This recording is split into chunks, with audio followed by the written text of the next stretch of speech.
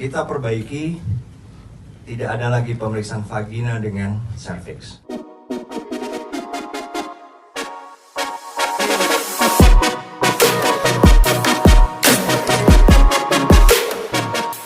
Nah, bagaimana dengan tes itu? Tes keperawanan. Jadi begini, kami berusaha untuk memperbaiki terus, mengevaluasi terus setiap tahun. Nah, sejak Mei kemarin, karena memang sudah akan masuk seleksi atau rekrutmen Bintara, yang diantaranya juga melibatkan Bintara dari wanita yang akan masuk ke Korps Wanita Angkatan Darat. Nah, kita evaluasi, tapi juga kita tetap berpegang pada aturan, sehingga ada beberapa perbaikan dari materi-materi yang sudah kita lakukan tahun-tahun sebelumnya. Misalnya dalam hal kebutawarnaan. Selama ini seleksi, dan ini bukan hanya untuk wanita ya, ini kan berlaku untuk wanita dan pria. Buta warna selama ini menggunakan hanya satu buku, yaitu Ishihara Test for Color Blindness. Jadi buku pedoman untuk memeriksa kebutawarnaan itu buku karyanya Ishihara. Nah, banyak feedback atau masukan adanya kekurang efektifan. Sehingga mulai kali ini kita tambahkan, bukan hanya Ishihara tetap dipakai, tapi juga menggunakan buku kedua, yaitu buku Hardy Rand Rittler, yang juga akan mengukur kebutawarnaan seseorang. Nah, gini-gini kan satu perbaikan.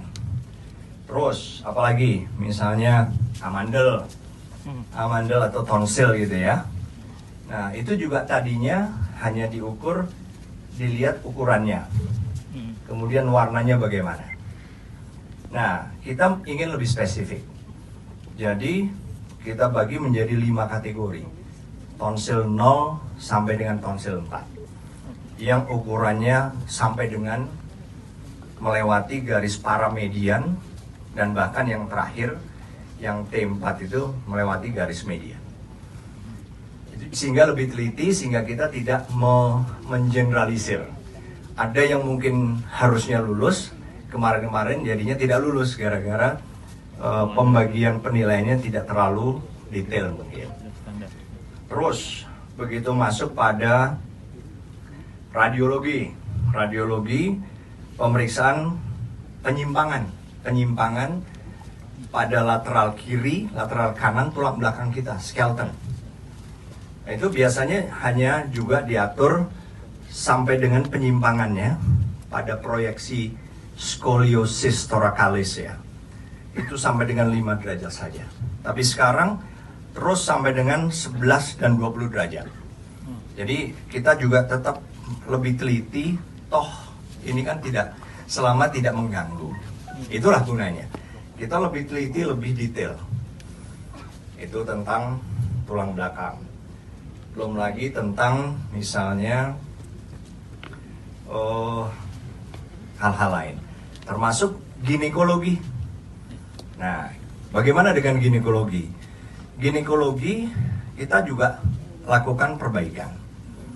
Jadi kalau ginekologi itu kan yang diukur adalah abdomen, kemudian alat genitalia luar, kemudian alat genitalia dalam. Nah, kemudian cara pemeriksaannya pun yang pertama mulai dari anamnesis. Anamnesis itu adalah pengumpulan informasi dari yang bersangkutan. Anamnesis, kemudian habis itu inspeksi abdomen maupun genitalia luar, kemudian dilanjutkan dengan palpasi. Palpasi itu meraba mulai dari abdomen karena memang itu teknik-teknik, dan terakhir pemeriksaan panggul dan genitalia. Nah, pada pemeriksaan panggul dan genitalia biasanya yang dilakukan adalah genitalia eksterna pemeriksaannya, kemudian lanjut ke introitus, habis itu ke vagina dan cervix, kemudian terakhir rektal. Nah, kita perbaiki, tidak ada lagi pemeriksaan vagina dengan cervix. Jadi mulai dari genitalia eksterna, introitus, kemudian langsung rektal. Tapi tetap tujuan-tujuan yang ingin kita ukur itu tetap dilakukan, tapi tanpa itu tadi. Nah, kemudian juga tentang human rupture. Human rupture ini tadinya bagian dari pemeriksaan. Ada human yang utuh, rupture sebagian atau tidak sampai dasar, dan human rupture yang sampai dasar. Nah, sekarang kita tidak melakukan pemeriksaan itu. Kita lakukan hanya pada saat seleksi, berarti mereka yang sudah lebih dari 17 tahun ya, minimal 17 tahun. Kalau mereka tidak pernah haid, baru kita lakukan follow up untuk melihat adakah hymen imperforata atau kelainan sejak kelahiran kongenital. Nah, itu baru apakah perlu diinsisi dan seterusnya dan seterusnya. Tapi kalau tidak, kita tidak lakukan. Itulah penyempurnaan yang kita lakukan. Jadi harapannya untuk prajuritnya jadi seperti apa tuh, prajurit wanita yang... Karena bukan hanya prajurit wanita, laki dan wanita. Jadi dalam tes kesehatan, khusus kesehatan, itu yang tidak memenuhi syarat ya, itu ada 6. Jadi kita memegang pada 6 tujuan itu aja. 1, tidak ada penyakit yang mengancam jiwa. Kedua, tidak ada kegagalan organ. Ketiga, tidak ada penyakit yang berpotensi menular. Keempat,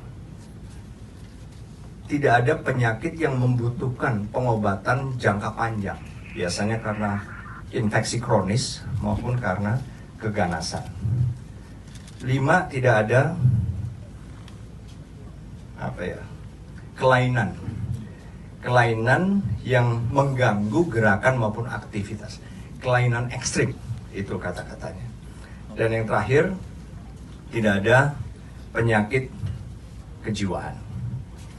Nah, itu kita berpegang pada itu saja, karena memang itu didesain untuk membuat siapapun yang diterima sebagai prajurit Angkatan Darat bisa ikut latihan dasar kemiliteran maupun setelah dinas juga memiliki masa pakai yang panjang sampai dengan mereka pensiun.